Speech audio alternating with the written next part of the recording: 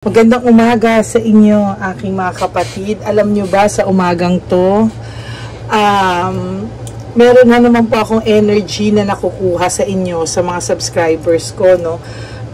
Alam nyo po, kahit ito ay free reading, pero pag nababasa ko po ang mga messages nyo lahat sa comments, minsan nagre-reply po ako, no? Kung talagang feel na feel ko po yung energy, nakuha niya po yung attention ko, or lahat po yung binabasa ko, or may something po ako naramdaman dun sa reading, sa comment ng aking subscriber, no?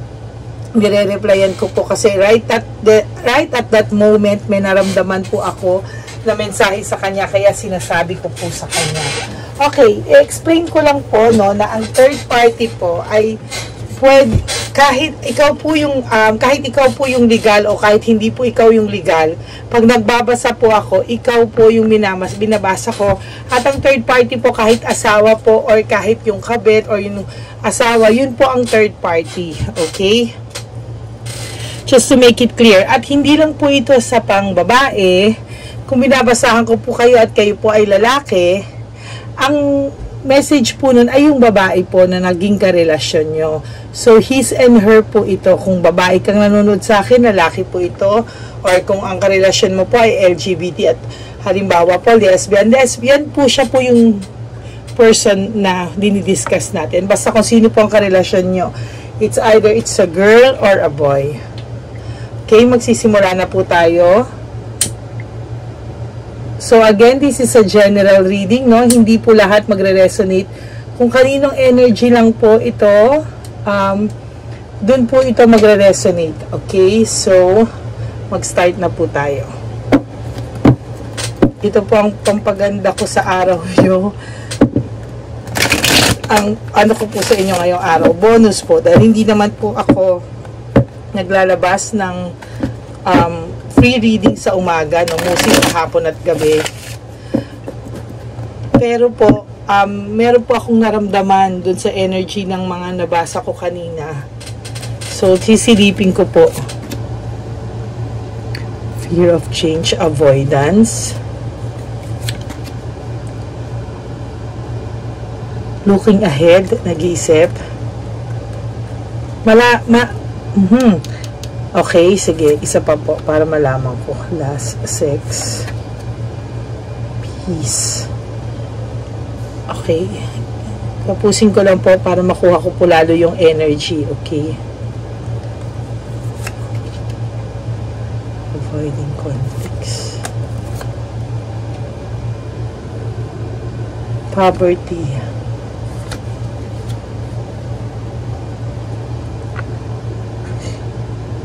Rivalry, heartbreak,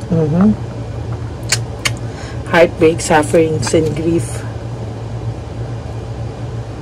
home conflicts, lack of support, fatigue, exhausted ka rin po, difficult decision, indecision, difficult situation,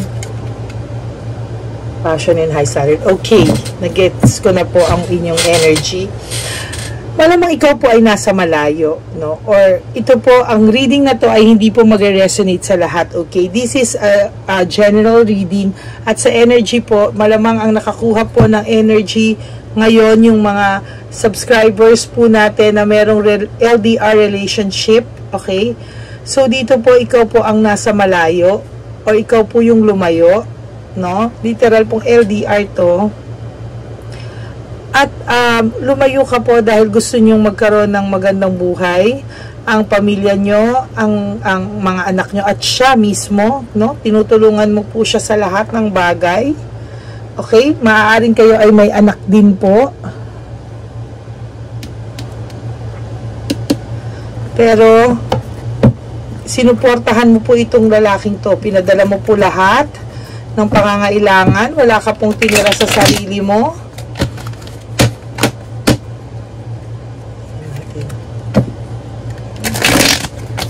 So, ito po ay all about LDR relationship. Kung LDR, ano ang naging hiwalayan nyo? Or ano ang nangyari sa paglayo mo? Bakit kayo naghiwalay? LDR nga ba ang rason bakit kayo naghiwalay? Or may iba pa po?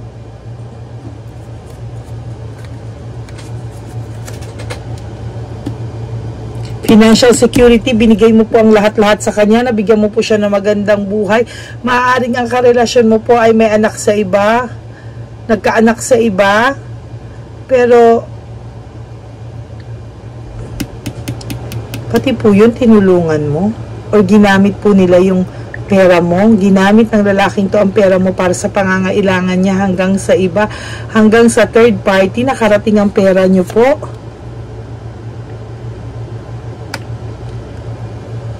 Ikaw ang nagpapakahirap, o may ambisyon ka sa buhay, may gusto kang maging maganda ang buhay, pero ginamit po nila ang, sorry po, ang nababasa ko po, pasensya na po, ang nababasa ko po ay ginamit po nila ang pera mo sa mga pangangailangan nila. Nagpakasaya po sila sa perang pinaghirapan mo. Hindi po LDR ang nakapagpahiwalay sa inyo. Lumayo ka po, pero sinisisi pa po niya na nangyari ang lahat dahil malayo ka, dahil hinahanap ka niya, naghanap siya sa iba. Oh shucks, lousy excuses. Ikaw po ay very responsible na tao. Hindi ka po madamot. Yun nga lang po, medyo may pagka-martyr ka pagdating sa pagmamahal din.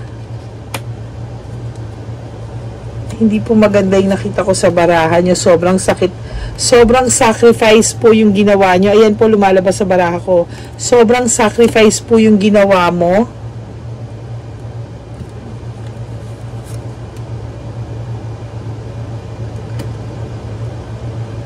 May disappointment po dito. Sobra ka pong na-disappoint sa mga nangyari kasi hindi po ito yung plano nyo. Maganda po yung plano nyo. Pero ginamit po niya at inabuso ka po niya sa maling paraan. Okay, kung ito pong taong to ay sinasabihan ka at sinisisi ka at sa iyo pa sinusumbat kung bakit kayo naghiwalay, huwag niyo pong paniwalaan to kasi itong taong to ang umabuso po sa iyo. Ginamit niya po yung mga pinapadala mo, yung pera mo, inabuso po niya. Nagpapadala ka po sa kanya para makatulong, maging maganda yung buhay nyo, mabili niya rin yung mga gusto niya at pangangailangan niya. Pero sad to say po, pati po yung third party niya, yung naging karelasyon niya, yung naging, or, sinabi ko po yung third party, it's either kayo yung third party, o yung misis ang third party, o yung kabit ang third party. Basta ang third party po dito ay yung taong karelasyon ng karelasyon nyo. Meaning, hindi po ikaw ang binabanggit kong third party dito, kung hindi yung isang tao. Kahit pa po sabihin siya yung asawa, legal, siya yung kabet, basta siya po ang third party. Malinaw po yan. Ginamit po niya doon yung pera mong pinapadala.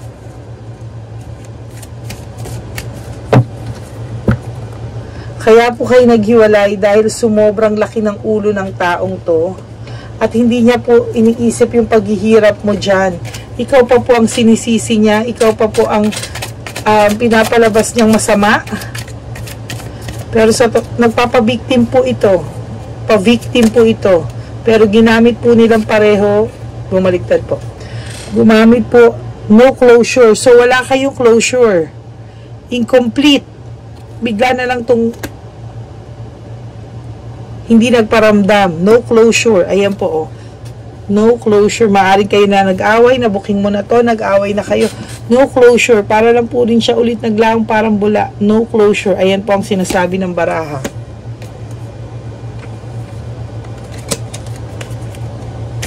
Okay, galing po. Nagulo na po yung baraha ko. Sa tindi ng energy na to.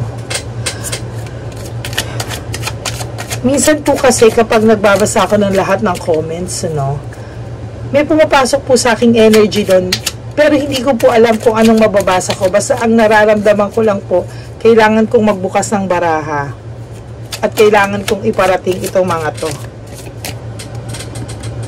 So, ayan sobra po yung naramdaman mo sa loob. Inner voice mo po sinasabi sa'yo na tama na ginamit ka lang to, inabuso. Alam mo po pala na yung pera mo ay ginamit, yung pera mo ay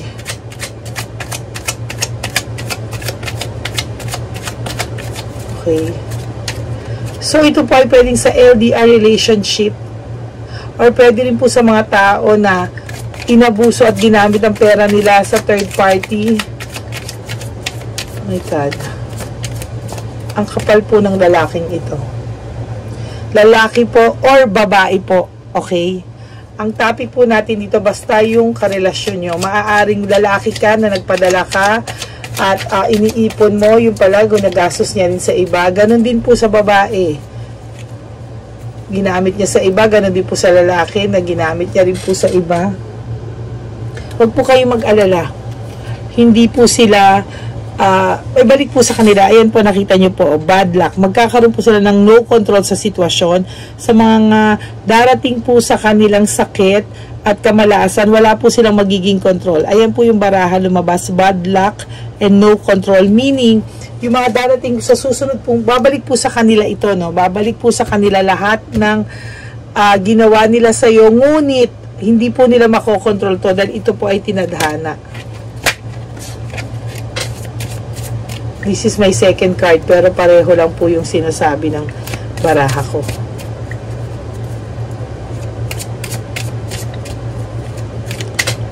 Mabigat po tong card nyo, ha?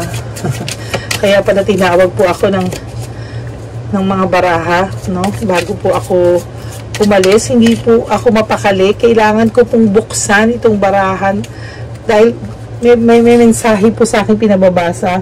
Marami po kayong unresolved issues na hindi nyo na napag-usapan dahil bigla na lang siyang nawala. Hindi po ito nahiya.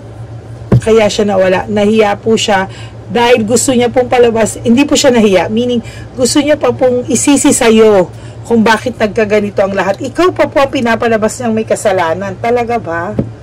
Kapal din to ng lalaking to o babaeng to, ha?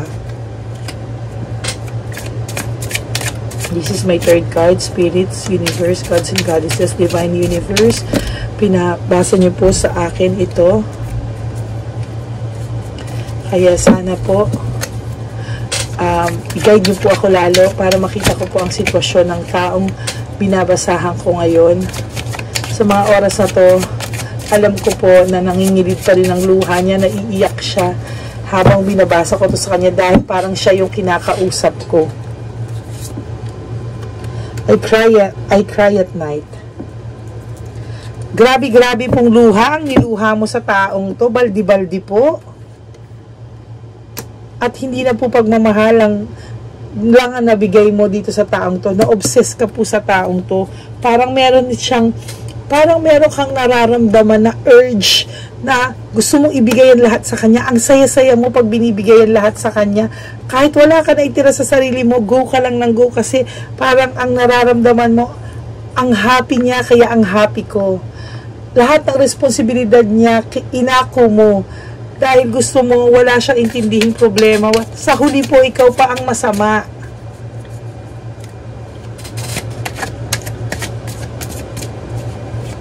Ikaw pang pinalabas na masama.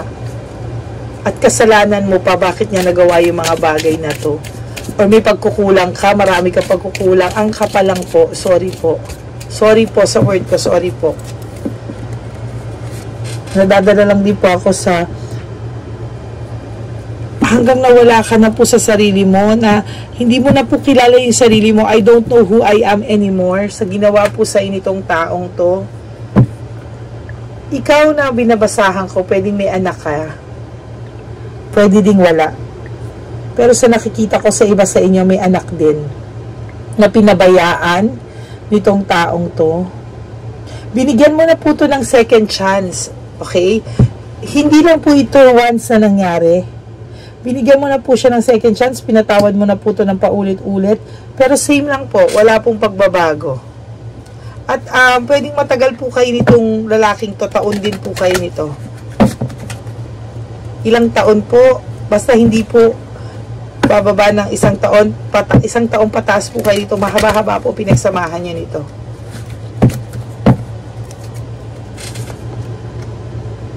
Buti naman po kahit papano natatauhan ka na at natauhan ka na.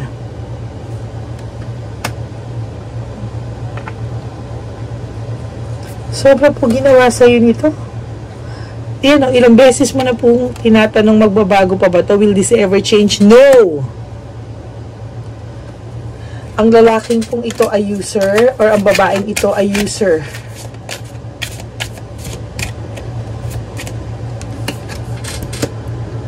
Oh, why do I feel so lost? Hindi niya naman po nakukuha sa third party niya. I mean, sa karelasyon niyang iba, bukod sa iyo, kasi na may misinterpret po ng ibang readers ko yung, ibang subscribers ko yung third party. Okay, so ibahin ko na po muna. Why do I feel so lost? So, yung tao niyo pong karelasyon, wala pong nagmahal sa kanya o hindi siya minahal ng ng karelasyon niyang iba, tulad ng ginawa mo. So, hinahanap niya po yung ginagawa mo sa kanya, pagmamahal. Kasi ito pong bago niya, hindi po katulad mo, kuha lang po ng kuha to, nakikinabang lang po to ng nakikinabang. Iiwanan din po siya nito pag wala na po siyang maibigay. At ngayon po, hinahanap-hanap niya po yung pag-aalaga at katangahan po na binigay natin sa kanya. Yes, katangahan po dahil nagmahal po tayo, yes, pero sa tingin niya po, tangan-tanga ka sa kanya at nabilog ka niya ng sobra. Yun po ang tingin niya, hindi po ako ha. Yun po yung tingin nitong taong to na sobrang head over heels ka sa kanya at ibibigay mo ang buong mundo para sa kanya. Bakit may mga taong ganito? Naaawa po tuloy ako kung sino ka man. I feel you. I really feel you.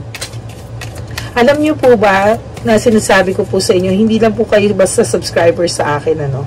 I feel your energy because gabi-gabi po lahat ng nagko-comment sa mga videos ko, pinipray ko po yun. I pray for all of you, kahit hindi po ako makapag-heart, makapag-like sa comment nyo, or makapag-comment, but kasama po kayo sa dasal ko. Lahat po ng per video na yon pinagpipray ko. Video 1, video 2, video 3, lahat po yun. Kaya nararamdaman ko po yung energy nyo. Alam nyo po ba na parang magkakilala tayo? Parang nababasa kita. Parang kilalang kilala na kita. Kahit hindi ko alam kung sino ka po. Alam ko po sa mga oras na to, nararamdaman mo yung sinasabi ko. Na nakukuha mo rin po yung energy ko at nakukuha ko yung energy mo.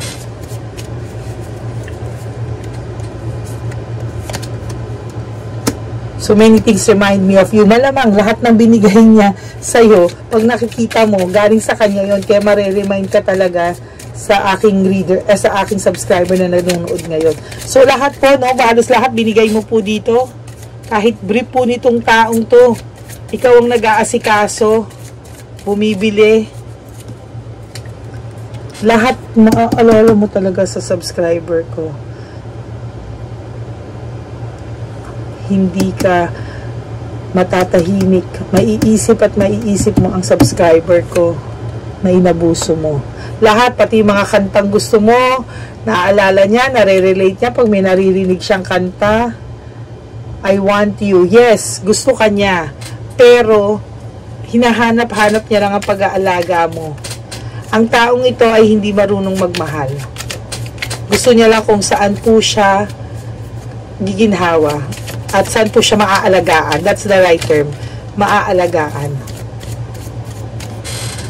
Hinahulog po. I can stop thinking of you. So many things remind me of you. I can stop thinking about you. Of course. Lahat ng pag-aalaga, lahat ng pagmamahal binigay sa iyo ng aking kapatid na subscriber. Ngunit ikaw, inabuso mo lang siya. Lagyan po natin siya ng black konsensya. Para hanggang ngayon, hindi kanya makalimutan. Sa mga oras na to, na binabasahan kita, naiisip ka niya. Gigigil po kasi ako sa kanya. So, naaalala ka po niya sa mga panahong to. Ngayon, bigla na lang po ikaw papasok sa isip niya. Huwag lang, saglit lang po. Pag-isipin lang po natin siya tungkol sa iyo.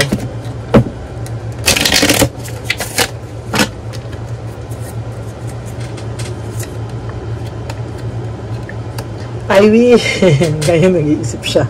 I wish I had treated you better. Yes, para magstay ka pa at matagal pa kayo at maging alagang-alaga mo pa rin siya. But no, please, kapatid, please, Love yourself, okay? Sobrang kapal po ng lalaking ito. I regret lying to you dahil naghihirap ka na. Dahil hindi mo na mahanap ang katulad ng taong binabasahan ko ngayon. Kaya ngayon nagre-regret ka kasi wala ka nang mahanap na tulad niya. Pero sorry na lang, pagod na siya sa'yo. Kinakausap ko po yung energy niya, sorry. I need to talk to this person mentally and spiritually.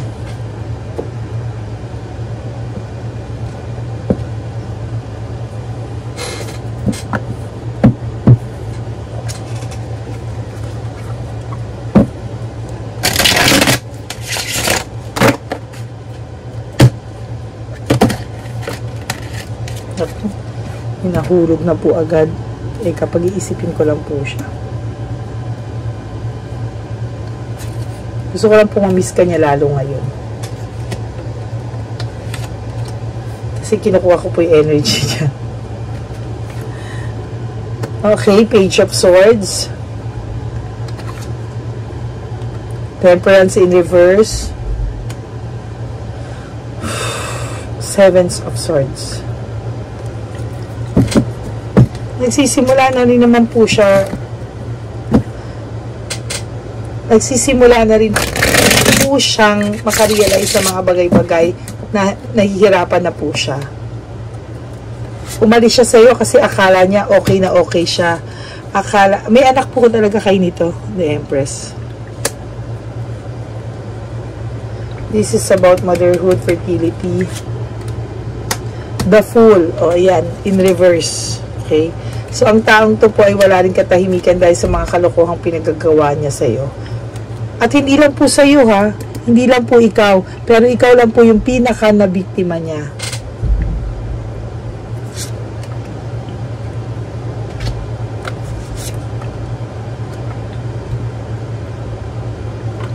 Kailangan niya na pong kumayod ngayon. Kailangan niya na pong kumayod. Okay.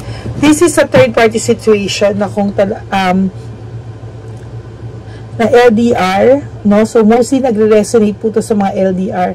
Pero nagre-resonate din po ito, nararamdaman ko rin po sa mga taong sobrang inabuso, sobrang nagtrabaho para sa lalaking tong walang trabaho. Ngayon po, kailangan niya ng kumayod para sa sarili niya. Queen of Pentacles, ayan. Kailangan po nila ngayong magtrabaho. Okay? Kailangan po nila ngayong sila na po ang bumuhay sa sarili nila. Sila na po ang bumuhay sa mga pamilya nila. Maaaring ito po, kayo po ay babae or kayo po ay nasa LGBT. Okay? Maaaring kayo po ay babae or lalaki. Or pwede rin po, nararamdaman ko po rin energy sa mga kapatid nating, mga kaibigan nating gays. No? Alam niyo po yung mga gays natin, sobra pong magmahal yung mga yan. Sobra po silang, saludo ko kung paano sila magmahal. Pero pag nasaktan din po sila, grabe. Iiyak na lang yan at lalayo sa isang lugar. Yung mga ganun po, swerte na lang po kayo kung may makilala kayong gays sa palaban talaga na kayang anuhin to mga ganitong klaseng tao. Pero mostly po na nakikita ko sa inyo nasaktan ng sobra. Huwag po kayo mag-alala, hindi nila kaya magbanat ng sarili ng buto. Yan o. Ten of Pentacles, supposedly happy family. Pero naka-reverse po eh. So, hindi rin po sila okay talaga ngayon. Nagbabanat na sila ng buto o naghahanap na naman po sila ng susunod nilang magagamit o mabibiktima dahil nawala ka na po. Be glad and be proud of yourself na ikaw ay nakawala sa ganitong sitwasyon.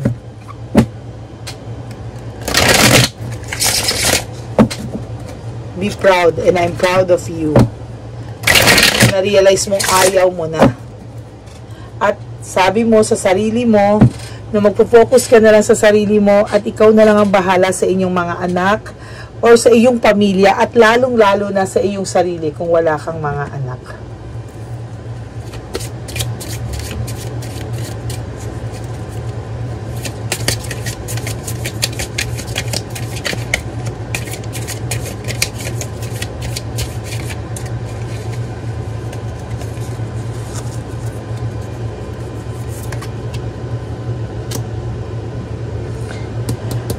ikaw po yung tao na mabilis magmahal at maka-appreciate. Hindi ka po mahirap mahalin.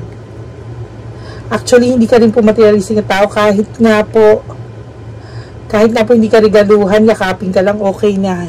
Kahit simpleng halik lang, masaya ka na, parang dinudurog na ang puso mo sa saya. Kasi ang gusto mo lang po, the only real thing for you is a real love.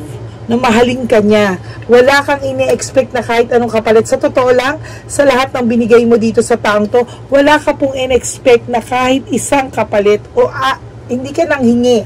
Wala kang in-expect o diniman sa taong to. Gusto mo lang po ay mahalin ka niya ng totoo, masaya ka na. Pero ang ginawa niya po ay kabaliktaran. Bagkos ikaw ay kanyang pinirahan, sinaktan, inabuso. Alam niyo po, ang dami ko pong nararamdamang ganitong energy. At nalulungkot po ako kasi gusto ko po sana lumabas sa energy ko yung kakasal ba kayo, magiging kayo ba? Pero hindi po eh. Ang lumalabas po sa energy ko, palagi, ang nababasa ko po sa barai ganito, malamang kayo po, mini-mental telepathy niyo po ako na sana mabasa ko ang sitwasyon niyo. Kaya ito po yung nababasa ko. Kasi, yung mga subscribers ko po, na may mental telepathy nyo rin po ako. Meron po tayong connection sa isa't isa. Kaya, na-resonate ko din po yung mga gusto nyo ipabasa.